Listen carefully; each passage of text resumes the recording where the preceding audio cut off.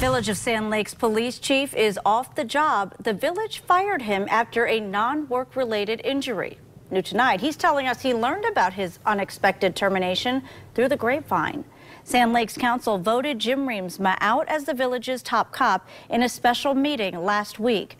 Reemsma was still in the hospital, only on aid. Marvis Herring explains why there's still several questions about the decision, and he has a response from the village president. Marvis? Marley, good evening. It's been 10 days since that special Sand Lake council meeting, but still tonight, Jim Reemsma says no one from the village has contacted him to tell him that he's been fired.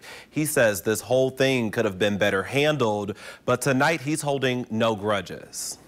Jim Reemsma still has his shiny police badge inside his wallet. It even says Chief Sand Lake. But the title was ripped from him last Monday night. His name no longer listed on the village website. One of my officers did call me after the special meeting, and he said, I think they just fired you.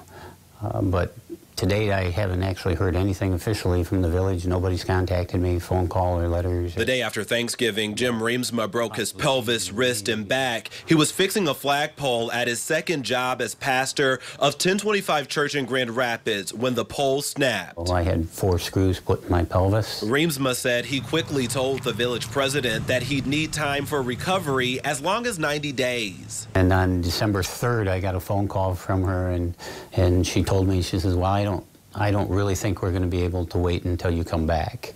And that was actually the last time I heard anything from the village. But we heard from President Danielle Hardenberg today. In an email, she told 24 Hour News 8, quote, Jim was not able to provide services to the village of Sand Lake on an extended amount of time, end quote. She goes on to write, they can't wait an extended time without a chief. Would it have softened the blow to hear from a board member or from the president?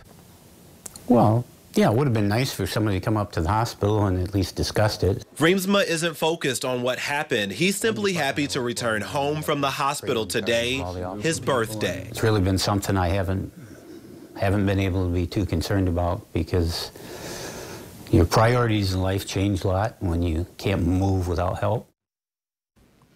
And again, Reemsma wanted me to stress that he still has a lot of love for Sand Lake. He doesn't want to smear anyone's name, but he admits there was a much better way to handle this whole thing and tells me finding a new police chief could take just as long as his recovery.